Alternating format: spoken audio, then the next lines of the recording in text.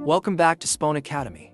Today we'll be learning how to trigger PA or SIP call with the GEN-3102A alarm interface. GEN-3102A has multiple alarm input interface, makes it capable to correlate with other security system, like receiving alarm signal from fire alarm or CCTV system, and trigger specific action. First, let's take a look at the equipments we're going to be using today. These are the devices we are going to be using for this video. All the devices should be at the same network. One GEN-3102A LED clock with the GEN-4101 microphone panel, and two analog speakers connected to the LED clock's amplifier's output. One PC to do the configuration, and as the SIP server. One SIP phone for SIP calling test. One PoE network switch. First, let's take a look how to trigger PA with alarm signal.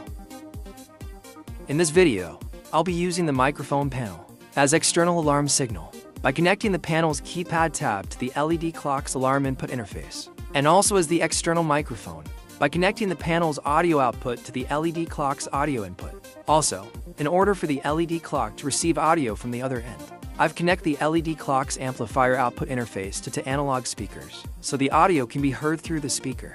The LED clock can connect to 30 watts low impedance speakers.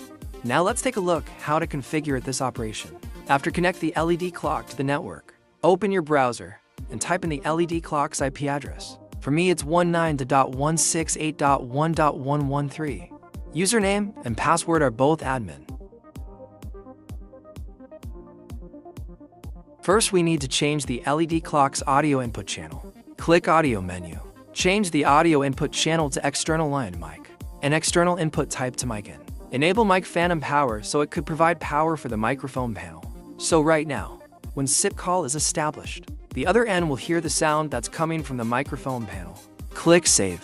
Now let's create a PA pattern for the fire alarm. Upload the audio in the media menu. Now to the pattern menu. Change the pattern name and bind it to the pattern.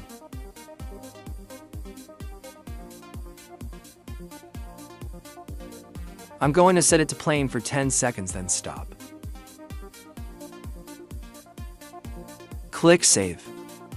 Now to the event menu. Change the control in one's action to the pattern we just created. For microphone panel, we need to change the signal mode to edge and normal open. Save and restart.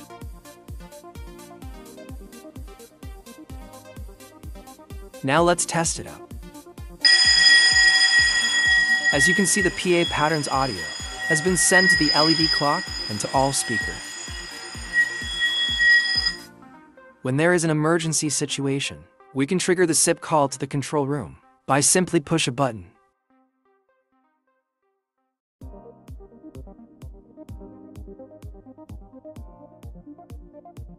First, I'm going to configure the SIP parameter to online to the SIP server with the SIP ID 4 and server IP 19.168.1.200 as the SIP server PC. Revisit SIP server registration episode if you don't remember.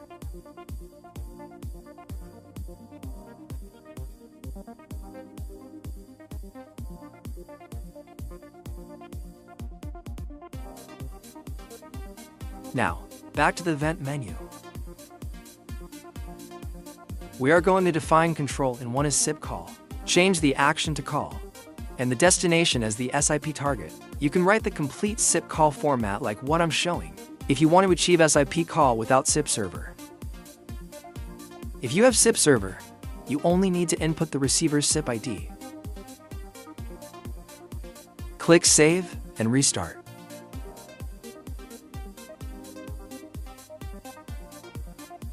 This is the SIP server on my PC. As you can see, LED clock and SIP phone are now online to the SIP server.